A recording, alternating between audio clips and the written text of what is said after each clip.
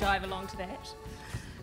Hi, I'm Angela. Today I'm going to be talking about getting lucky, why we stay out all night to get some, how we go about choosing our life partner, and the factors that work against us achieving that. So, and also just quietly, the app that I'm about to launch is called Dating for Shoes, so keep a watch out for that. So when we talk about finding someone, we use language like chance and fate and serendipity and it was in the stars. And we talk about this idea that there is someone out there for us and that one day your prince will arrive. And we diligently pretend not to worry about this happening, but at the same time we're consulting tarot cards and secretly flicking through Linda Goodman's sun signs, and we also drink love potions at times, and sometimes people even ask to be target practice for a fat winged baby. This is how desperate we get. So we talk about waiting. So in short, we leave arguably the most important decision in our life, finding a life partner, to chance. And from the moment we're born, we're conditioned toward waiting for the one. Children's books, certainly in my day, were full of princesses waiting for princes and princes ready with their armour all nicely shined to go off and rescue some lady who needed rescuing. And in some dire cases, princesses were actually put to sleep for 100 years before a prince could be found.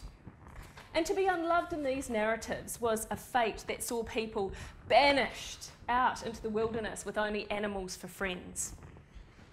And so it was against this backdrop that when I was 10, I fell desperately in love with a boy in my class, and this was my first crush. And I'm sure you all remember your first crushes. So I was waiting for him to notice me, and I did things that were okay to make myself more attractive, because that was actually a diligent and okay use of my time waiting. And what I did was I put my fringe in a really nice puff, and I packed an extra chocolate Wheaton biscuit for interval in case he got hungry. And I waited, and I waited, and I waited, and he never got hungry. Nothing happened. He didn't even see me. And the thing is, I'd like to think that at age 10, I questioned the social constructs of beauty and romance and why I needed to be seen as part of a couple to validate my position in society, but I didn't. I just wanted a boyfriend. And the thing is, rational adults do this all the time. We wait, and we hope that fate and chance are going to deliver us the one. So let's take a moment to think about what we're talking about when we're talking about a life partner. So this is the person that you're probably going to have children with, have an enormous debt with, have upwards of 30 holidays with, love, cry, have sex with, have about 200,000 meals with. It's that person. So why do we chance it? Why do we leave it to fate? I think there's three reasons. First, because we've been told to wait. Second, we wait because there's still an almighty stigma around intelligently looking for your life partner. And the third one, which is a little bit controversial, I admit, is I think maybe we don't want to have this huge decision. We don't really want it to be something that we can influence. We want it to be outside our sphere of influence, because if it doesn't happen, it's fate's fault, not ours. Controversial, I know. So in a study done in the UK on what governs people's dating choices, whether it's preference, i.e. the kind of person we would like to date, or current opportunities, i.e. who's around, opportunity wins hands down. So our dating choices are 98% a response to market conditions and just 2% immutable desires. So in other words, people end up picking from the pool of options that we have around us, no matter how poorly matched they might actually be. And this is despite technology providing more opportunities to be connected with new people than we've ever had before. But what if we use the same rationale that we use in other areas of our life toward finding our life partner? So when you think about the process of a job interview, assuming you've done your power pose, we prepare. We look at the market, we tailor our CVs, we do research on the company, we plan. We don't wait. We expect to have send out maybe 50 or 60 CVs until we get one interview, and we go on lots of job interviews until we find the one. And in fact, no one expects us to sit at home and wait. We make the most of our transferable skills here. So let's compare that to finding our life partner. So in New Zealand, the respectable way to meet someone is by the 2 a.m. scramble. So this is when we go out, get really pissed, eye someone up at the bar, go home with them.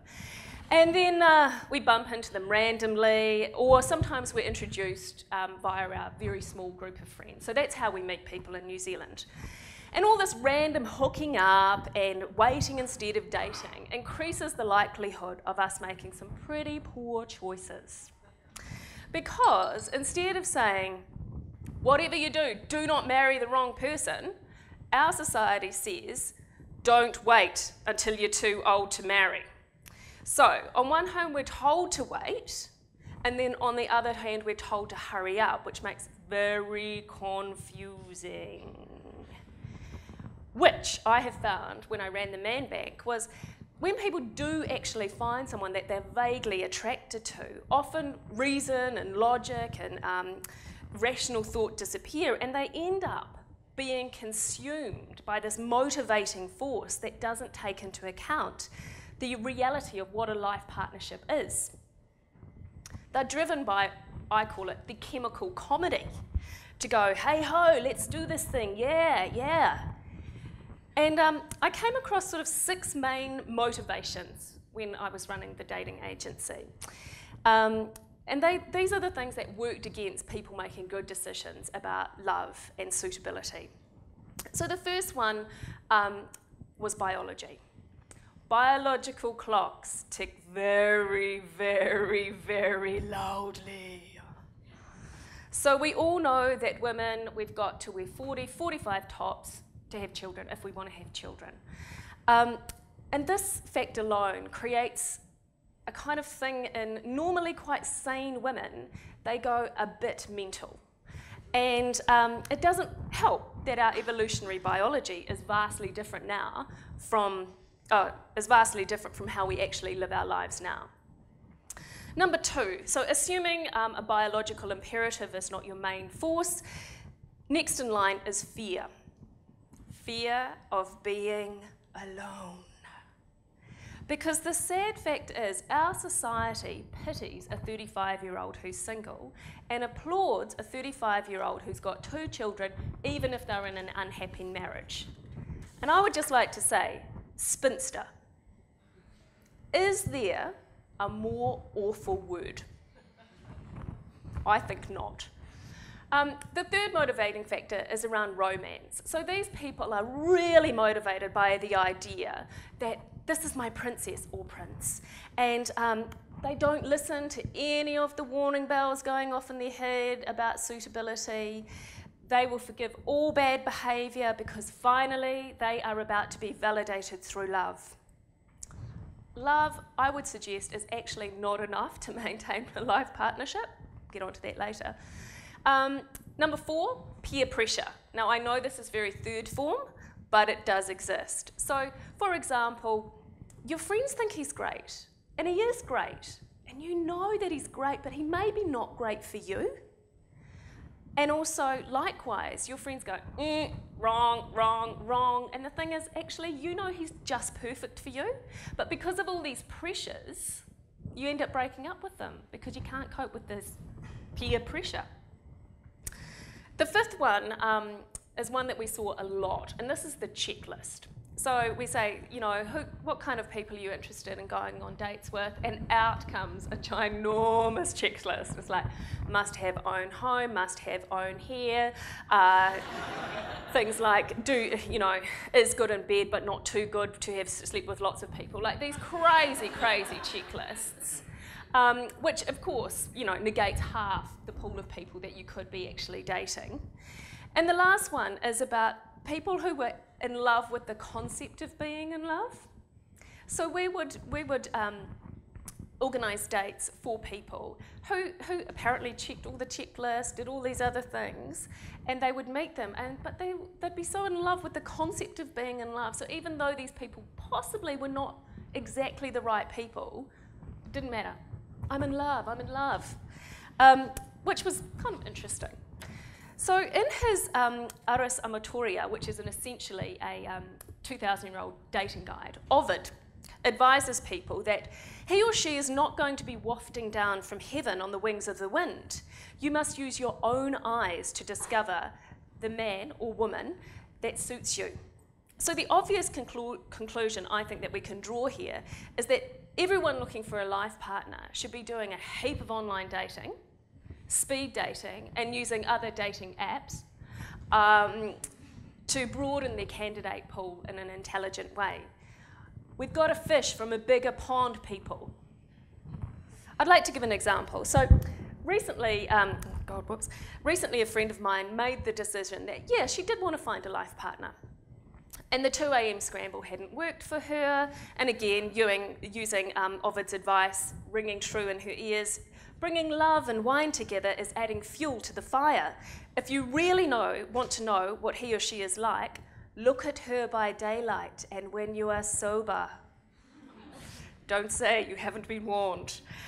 We'd all introduced her to all the single friends we knew. She worked primarily with other women, and her parents actually, surprisingly, weren't interested in arranging a marriage for her. So she had to think of a different approach.